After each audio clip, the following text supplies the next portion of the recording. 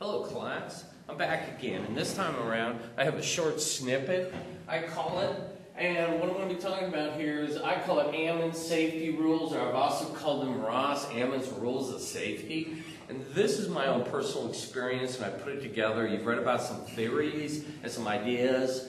This kind of goes into it, and it starts out with this. Number one, you are responsible for your personal safety.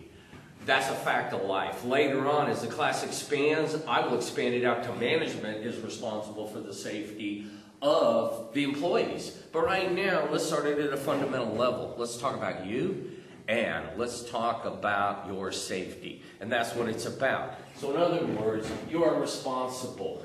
If you look at some of the craziness that young people do, you ask yourself, what were they thinking? The other day, I happened to be a firefighter. I also am involved in water rescue. And we had a really good storm. We had creeks which were overflowing. And we had 3 young men, 18 years old, all 3 cousins, decide that we need to go do some rapid water on, it's called Big Creek.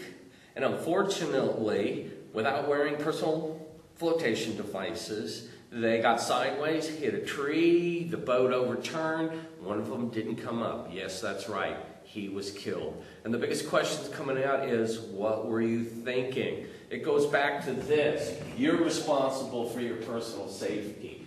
If you think it's going to harm you, then there's probably a pretty good chance it will. And that comes back to my second world. How do you recognize the hazard? Things that harm you. Some of it are pretty straightforward and obvious, and some of them you may not even recognize the fact that there's energy. And the example I'm going to give you here is stored energy. Specifically, if you have a garage door in your house, or your parents have a garage door in your house, there are probably some springs that help you to bring it up easy, because those garage doors aren't heavy. They have stored energy in them. What does that mean? It means that this spring is stretched out, and it's going to help you lift it. Well, in my home some years ago, one of those springs broke in the middle of the night. It went through the garage, hit the back of the wall, and we found it the next morning through an investigation, because when we hit the garage door opener to open the door to get the truck out, the door cocked sideways, it stopped. We said, holy smokes, what's the matter? I looked behind me, and I saw that the spring was missing on the one side, and then I looked to the back side of the garage,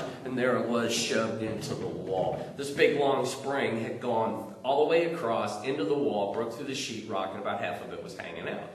I felt it was very fortunate that it didn't hit the windshield of our new truck in the garage. That's just one of thousands of examples. And as we go through the class, I'm going to identify hazards. A lot of what you're going to be reading is going to be identifying hazards. Next, what is the risk and the probability of this hazard harming you? And there's a whole world of information out there about risk, about probability, way beyond this course. Probability, you're looking at 0 to 1. 0, it's not going to happen, and 1, it is. And you take a certain number from it, like 0.5 means 50-50.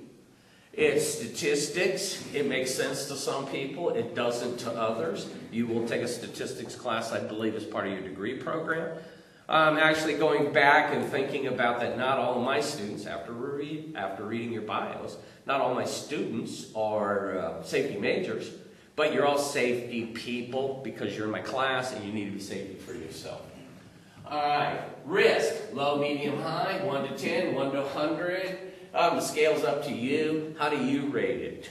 That's what I want you to do. And then finally, what is the severity? How bad? Was it a death? Was it just a near miss?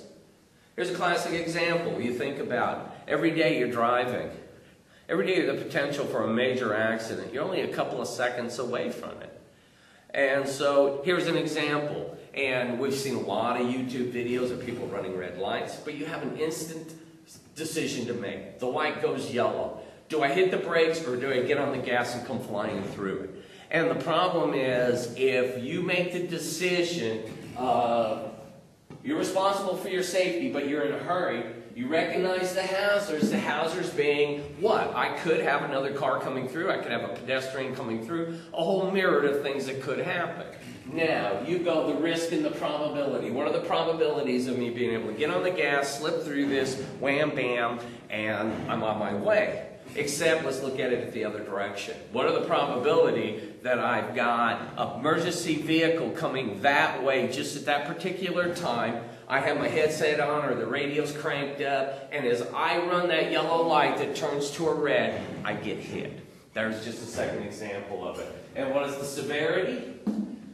Car accidents happen, people die very quickly. Could you just slam down the brakes at the last minute and let it fly through? These are just some examples for you to think about. So as I close this short little snippet, look at my 4 points. Number 1, you're responsible for your safety. Number 2, recognize the hazard. What's going to harm you? Number 3, determine the risk or the probability it's going to harm you before you do it. And then finally, look at the severity. How bad is this going to hurt me if things go wrong? Thank you very much, and have a great day.